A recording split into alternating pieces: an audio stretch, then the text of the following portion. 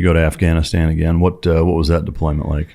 So that was the very first day of that deployment was a Red Wings recovery for us. Oh, wow. And so that was it, like June 28th was the actual mission. And like we were still in Georgia. And we were getting ready to rip out anyway and to deploy. And they pretty much put our platoon on a plane and got there. We landed in Bagram, and we had probably about 8 or 10 hours to pack up MREs and get ammo and everything. And then we were on helos, and we're up in the Konar on that search and rescue. And so we were up there for like 3 or 4 days walking around in the mountains. So it was like immediately, like that deployment, it was different than the first one because it was like we are hitting the ground, we have a mission, and we're going on it. Yeah.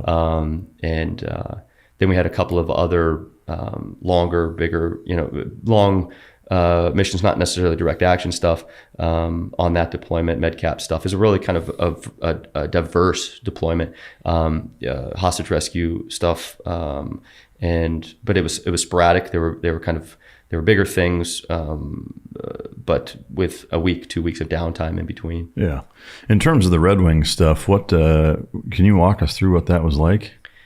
Like from start to finish? It was, yeah. I mean, it was an interesting. I mean, it's still one of those things. Like I've written about it quite a bit, and even in the moment, like while it was happening, you could understand the significance of it, how big of a thing that it was, and how many people. It wasn't just us. There was a lot of people out there a lot of people were putting effort into finding those guys, and it felt, even in the moment, very historic. It felt big and heavy, and we understood the weight of it and what was at stake.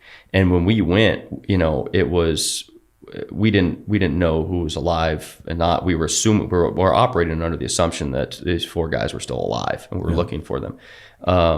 It wasn't like a recovery thing in that sense. But we landed in the middle of the night and had a patrol base there, and then took off from there and did. It was like the Ranger School type mission where they're actually setting up patrol base. We were setting up claymores and shit, and it was like, it felt like, oh shit, this finally is the job that we've been training for years, for me anyway. Like that was like the first real, like, holy, this is a fucking Army Ranger mission, that we're doing, and we have the right size element to conduct this, and we're,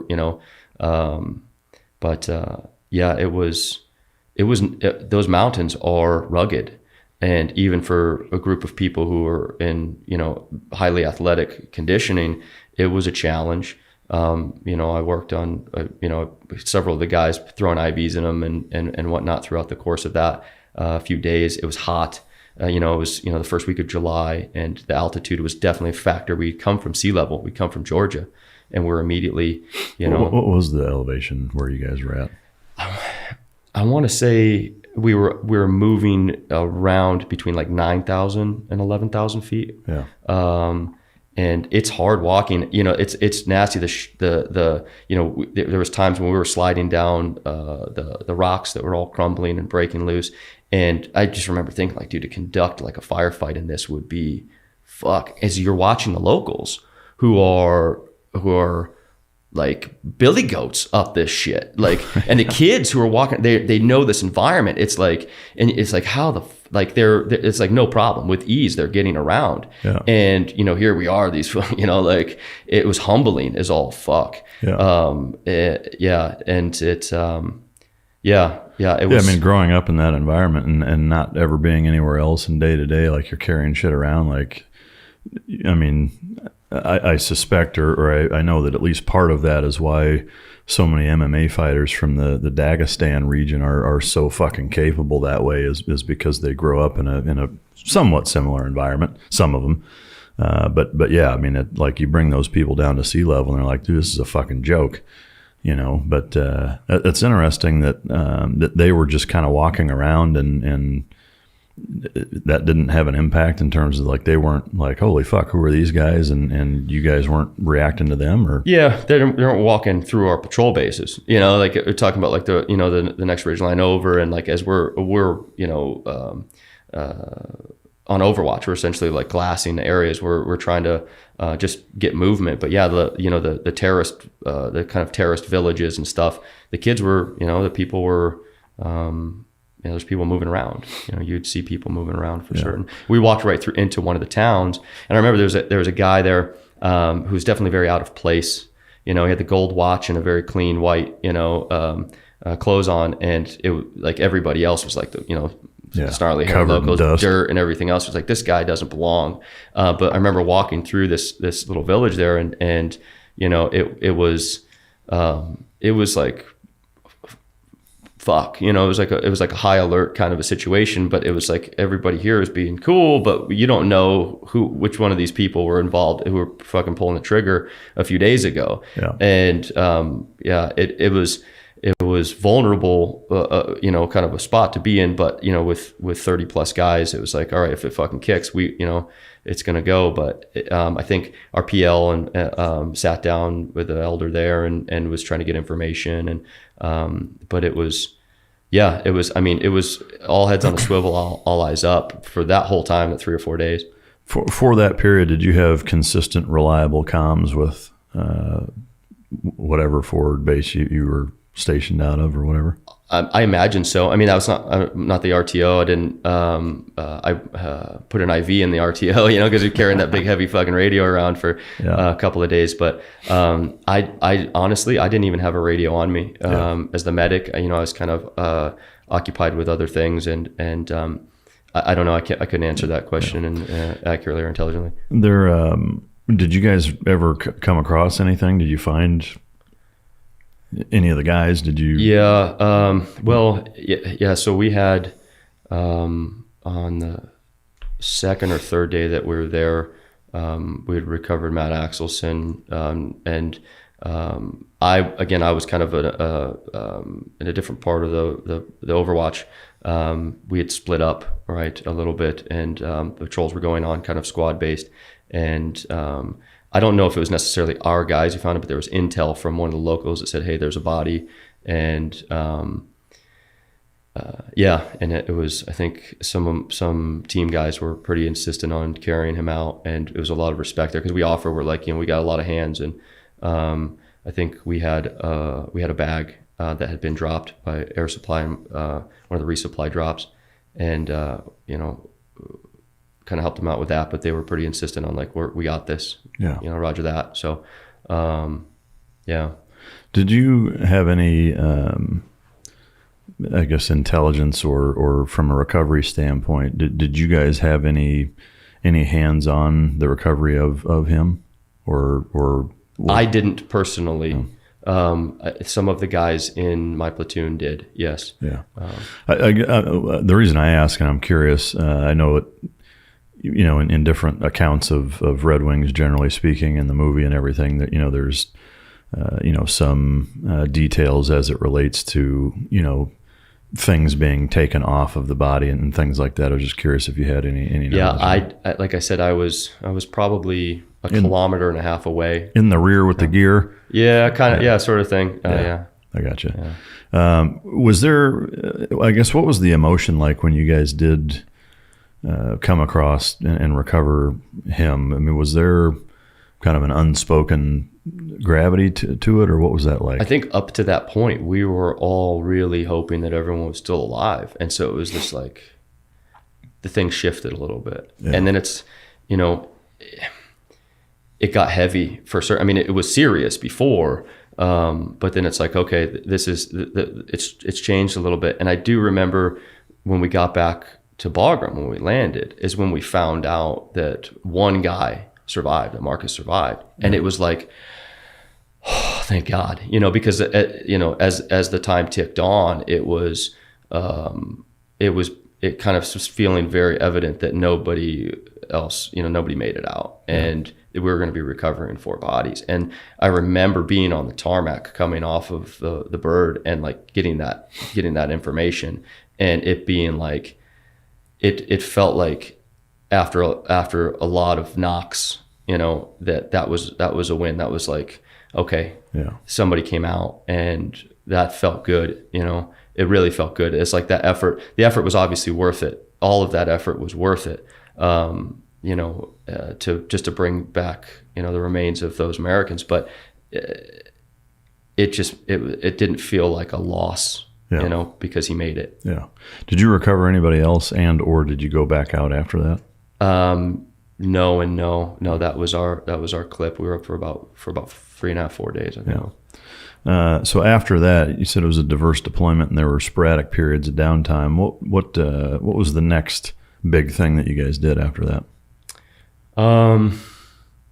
Or kind of the highlights of the deployment, I guess. So there was like three things that kind of like Act 1, 2, and 3 are the beginning, middle, end of that deployment. Red Wings just opened it up, and we kind of figured like this is going to be if that's how we're starting it. Epic. And then it was a lot of time in the gym, and sneaking around to the other hooches there and stealing the chairs from the PJ's tent, and like going in the middle of the night and taking some of the Pop-Tarts from where the SEALs were at, shit like that, like trying like big ticket stuff. Yeah, the what is it, idle hands or the devil's play thing, and you get guys in that environment who are they're itching to do something, and like you got is these other guys around you who are in other branches, and you kind of start doing those things that to occupy the time and whatnot, and so there was a bit of that and a lot of training, and because I think we were like, hey, give us something to do. We're here to do something. We pulled like a civil affairs Medcap mission, which was cool for a group of Rangers because it's not really what we typically do, where we kind of went and helped infill a team to go and provide medical care to a small village, and I got to help out with some of that stuff, and so kind of see a different angle of things, a different kind of peek into a different type of job, and it was like right on the border. It was like a little border village that was strategically necessary for relations and all that. And then we had I think it was a British guy toward the end of the deployment who was taken hostage near Kandahar, and we went on that, and it ended up being a body recovery. But before you jump into that, on the second one, on the Medcap thing, did you guys get into any ticks or gunfights? No, it was real pretty. I mean, like you could see that, like when you come with that amount of force, we had 40, probably 38, 40 guys, Rangers that like, usually people aren't going to start a fight with that element, typically speaking, it's just, it's, you're rolling into the bar with, with a dozen of your boys, you're usually not going to be the target of, any kind of violence. It was really chill. It was just a cool, different experience, and it showed that it showed me like the versatility of special operations and the different things that are going on and whatnot. That it's not always all about gunplay to win a war. There's other elements and other facets to it. Yeah. So then the last thing, British guy had been taken hostage, and they ended up killing him. Yeah, they took his head off. Oh shit. Yeah. So what was that publicized, or was it a big story at the time? It was. Yeah, it hit the news cycles for certain. It was a rough one. I mean, there's no place to sit on the bird on the way back. It was like a 4.5 hour flight back, and so I had to sit on his body bag, and it just kind of felt like, wow, it was like I literally felt like I was sitting on a really big failure, and this person was like, that was what we were going there to do. And do you remember what the circumstances with which he was taken hostage? I don't. I do remember that he was asthmatic, and I remember that in the brief, and packing albuterol and stuff like that, and inhalers in my aid bag as a result of who the patient would be, but would never obviously use them.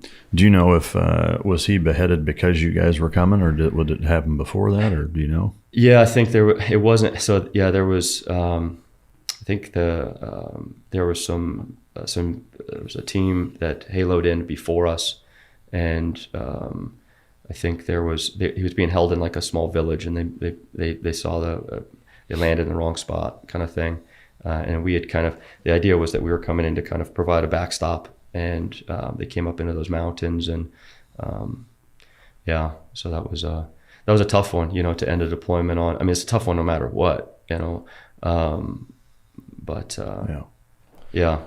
it was a money thing, it was a ransom thing, they were trying to get X amount of dollars for the person. Yeah. Do you remember where about that was? I just remember it was in the South. I remember it was a real long fucking flight from where we were at. Yeah. All right. So you come back from that deployment. You sorted out with with your one of your, what was it, a platoon mate or he was a squad leader. Squad leader. Yeah. So you about sorted out with a squad leader, and then you get ready to go. Now you're going to Iraq for your third deployment. Yeah. Right? So on my first deployment, I was 3rd platoon's medic, and then I got switched to. I essentially ended up being the new guy for each one of the 3 line platoons.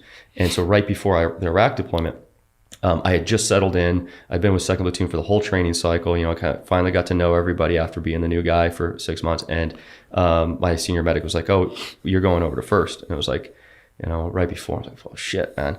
Sorry, that was right before the 2nd deployment. And the person who was the new platoon sergeant was my cadre and rep, and the dude who fucking, like, you're like, "Oh, dude, like that guy is like, he's like not a ball buster, he's the ball buster." Yeah. And like I'm like, as the medic, like, you're in his pocket, like I'm like, I gotta live with this guy. I was like, fuck. I was like, I would rather kick me out of Ranger Battalion than go and be this guy's medic. He was a fucking prick in rip. I mean, he was notorious for breaking people off, but he was very good at his job. And it was on that Medcap mission where we were sitting and waiting for the sun to come up, and we were kind of sitting back to back, and before we went into that village. And I remember asking him, like, "Hey, do you remember, is there anything that you ever like really regret or like feel bad about with like, what you did as a cadre?" And he started telling me about, there was one particular class where it was really cold. It was like, it started to sleet and snow, and he was having everybody low crawl through, like break the ice with their face. And like, he's like, those guys, like, we really put it on them, like probably a little harder than we needed to. But I was like, yeah, that was my class. And he goes, "I don't want to talk anymore about this, doc, or fucking shutting this thing down." But the thing is like, the guy was incredibly good at his job. Sergeant Strait was, if his job was to weed out people who didn't really want to be there, that's what he did. And when his job was to be a platoon sergeant, he was a fantastic platoon sergeant. I mean, after the 2 deployments with him to Afghanistan and then later to Iraq, I wouldn't have wanted to have been a medic for anybody else. The guy was fantastic. Yeah. So we spun up, and I guess we were the main battalion effort on that deployment in 2006 to Iraq, and it was going again pretty good. We were into crit. And we did something like 100 direct action raids in the 3 months that we were there. It was like really on a lot of that, like, other part of the Ranger mission, the door kicking thing. And it was cool. So it was the diversity there. Each one of the deployments was a little bit different, provided a different look. But that was, we called it the summer of love. There was a lot of violence and beautiful, fast violence of action. Yeah. And it was, it was a really fucking unbelievable time to be a Ranger. Do you remember your first direct action mission where you were actually getting shot at, shooting back, and really getting it? There's one that sticks out in my mind that it's just there very vividly. It was Op Simpson, and the details of that. There was like this. We'd been watching. There was 2 guys that we figured were in this place, and based on our video, and they were strategic about coming in and out of this little building, and we hit it, and it was immediate, where we had one squad that was coming up, a second squad was coming up to the house, and there was a guy in a flatbed truck with a vest on, and he sat up and he popped himself off, and you watched it. What's that? You saw it? I was running toward the house. We had landed. I was with first squad, and we were coming toward the front door, and second squad, it looked like it erased them. And I'm just waiting to hear like fucking the call for the medic on the radio, and it was like that, like perfect silence for that split second after the explosion. It was like, you're just waiting for it. And then the eruption happened, where they had somebody, with a belt fed oriented on the door. So when first squad got to the door, they opened up on that. One of the new guys took a round at the helmet, sort of thing, and it was like fucking on. It was full on, grenade fight, and there was 10 guys inside the house. They had strategically only had 2 guys going out at any given time ever, because they knew they were, being watched. With the eye in the sky there, and like it was on. What was the length of time that entire fucking firefight took place? So that's the thing about like flow state, right? Is that time kind of becomes distorted. So like I can like the things that were happening there to me really kind of felt slow motiony. And it could have been, so there were squirters, a couple of them, took off. And so the actual, like the meat of the firefight, maybe 5 to 10 minutes. Yeah. It was like the violence of action was pretty precise. And, once the grenades started getting thrown, it was done. And like we outnumbered them, 3-1. And you're better at that than they were apparently, How did it lead up to that? I mean, like what was the objective originally? You said it was Operation Simpson. Is that what you said? Yeah, I'm pretty sure that was the name of it. And it was just, we had intel on foreign fighters there, who were, that was the thing at the time, is there was a lot of, people who were coming over from other countries, and weren't Iraqis that were fighting. Those people were, they were coming in and they were getting paid to fight us. And I remember one of the people that squirted out the back, I shot, and he was kind of, but he was taking fire from, I think, 3 different positions as he was running.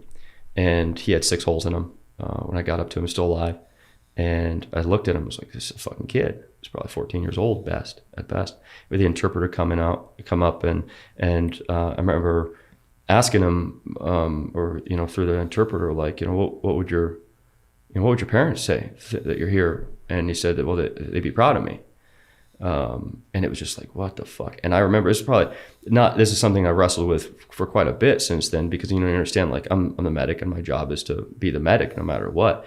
And it was just like, watching, and luckily none of the guys in second squad died. They all survived. They had some burns and stuff like that. But watching that happen and everything else in the 5 minutes leading up to that, and it was, wasn't the best thing to do, but I looked at the kid and I was like, I turned around and walked off. I was like, all right, you fucking chose your path. That's it. And we had a PA with us, and he worked on him, and the kid survived, but it was just like that real apathy. Like, all right, this is war, and you're the fucking bad guy. And like, it was my job to work on him, and I just didn't. Yeah. I mean, is it though? Like, that's part of your guys' responsibility, is to work on? I worked on plenty of people who we shot. Yeah. Yeah, plenty. Every other one but him. And it was just that moment of like, I just. Huh. Yeah. So with any of the other people that were, enemy fighters that you ended up working on, did you ever ask them similar things, or why they're here, or where they're from, or anything? I got detached, and it was just like, I looked at it like a K-Prime lab. This is a skills lab, and if I can learn something or tune up my skills on this human body who's pumping blood out, that I don't really care about. If I can take something from that experience and give it to one of my guys tomorrow night, then I need to do the job. I had one guy that he got hit with. There's a little bird. He got hit with some of those rounds, and it splayed his testicle open. His scrotum was open, and he had the hole through his leg. And I took some shit for this, but his left testicle had uncoiled, and it's just like, fuck you, man. Like, they were vest makers, and I packed his wound with his own testicle, and he was yelling the whole time, asking for morphine and stuff. And I'm like, I've got two hits of it, and you're not getting either one of them, because your boys are still out in the wood line out there, and getting in with our guys. And I like to think of myself as I've worked on my empathy, since I've really kind of done the meditation thing enough, and to look at these things in hindsight, and to realize though that in that environment, you really, after a while of it, night after night, every single night, going out, and your brother's about dying, and it's them and us, and it does something, for good, bad, or otherwise. In that environment, it's fuck them. Even if you want to maintain compassion and empathy and stuff like that, and know that this person directly is not really a threat anymore, it's an interesting thing, because in that environment, after those experiences, it's like, fuck you, dude. Pain is your problem. It's not my fucking problem. Yeah. You made your bed, and now you're gonna fucking lay in it. Yeah. So, What was the kind of overall mission set on that one? Where the one that you're just talking about in terms of the guy's nuts getting. And if you could further elaborate, I'm curious, just so that I understand it right. When you said you packed, like he had other gunshot wounds. So the decapitation was in the upper left thigh, right? So he kind of had a gaping hole there, and but it had ripped open his scrotum, and the testicle had uncoiled, right? And so it was there. I'm packing it in with packing the thigh wound with with the gauze, and I just kind of coiled the nut up and along with the gauze and stuffed it in the hole. And I thought it was like still medically sound, It's like, what else are you gonna do with it? I'm not gonna clip it off. You got to do something with it, and to preserve it, maybe, I don't know. So it was still connected. Yeah, so like the testicles, like it's like coiled I've up. never unwound a testicle. Yeah, before. yeah, it was a Forgive really my interesting ignorance. thing. It's like oh man, like those like the kitchen machines that like you press it through and it like kind of swirlies the vegetable, where it's kind of coiled up, almost like a pigtail sort of thing, and like you stretch it out and then it's like a curly. It's fry. like that with the testicle on coil like that. It's kind of wound up. So yeah, it was. I think I took some shit for that later from the CO. Like, you can't be doing that shit, So I mean, clearly, like whoever worked on him after that was like, "What the fuck?" Maybe, I don't know. I didn't. Or maybe they were laughing. I didn't get too hard of a phone call, but I don't know. I don't know what the proper that's something we didn't learn. In the medic course, we didn't. So I was like, I did with what I could, but there was a lot of the places, and a lot of these things blurred together, because it was like, even after that op Simpson, we got called for a follow-on objective after that. So the same, like later that night, so we went back to, I think it was like Balad, and like got more ammo, and it was like washing the blood off of us, and we had another follow-up mission. There were nights we were doing 2 or 3 different hits, and so they really blurred together. A lot of them were vest makers, right, where we were going and hitting, and we would find the vests and the materials for making them and all of that when we'd hit the house. And it was a pretty regular ordeal where you'd have a couple people squirt, a couple people would hold their position, they'd get dead, and half of the time the squirters would get dead, and half the time they get reeled back in. But it was just that over and on repeat, man. So that was the bulk of the deployment, was DAs on IED and vest maker type of operations in Tikrit. The Samara Tikrit area. That was our kind of our AO in 06. And was that first op that you talked about, Operation Simpson? Was that the most busy or craziest gunfight that you remember from that, or were there any that were as bad or more so? There was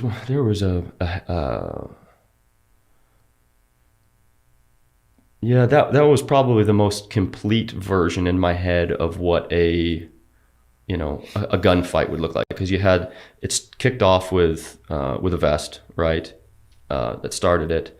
You had the belt fed, coming through the door. You've got the elements of small arms fire, the grenades. It was a complete enough thing where there was, it's like, that's okay. When you think about like in a movie or something like that growing up, like that's the kind of complete package of they're shooting at us, we're shooting at them, grenades, bombs, the whole thing. Other ones, there was we just kind of overpowered people with our numbers and our violence. So it didn't when things kicked up, it didn't last very long. You have 36 Rangers coming in. It's like, this is going to be over quick. And that was like the most fight that we had really put back against us was 10 guys. Because usually, it was 2, 3, 4 guys where you go in, and, we had times when I remember going into rooms with 2-man, and guys was in the corner, and his AK-47 had jammed, and it was fucking right. Like, then we saw it later that the round, I don't know if he fucking loaded it backwards or whatever, but it was jammed, and he went to pull a grenade, and my buddy Mort he tapped him twice, and like he went down with a grenade in his hand. And then there was a secondary gunfight going on in the kitchen that was in a bedroom, but it's like here's 3 or 4 people who are putting up opposition against 36 fucking dudes. Yeah, who at that time were really tuned up, and they're doing this every fucking night. So it was usually over pretty quick. Whenever there was people who were going to put up any kind of opposition, it was fucking over quick. Yeah.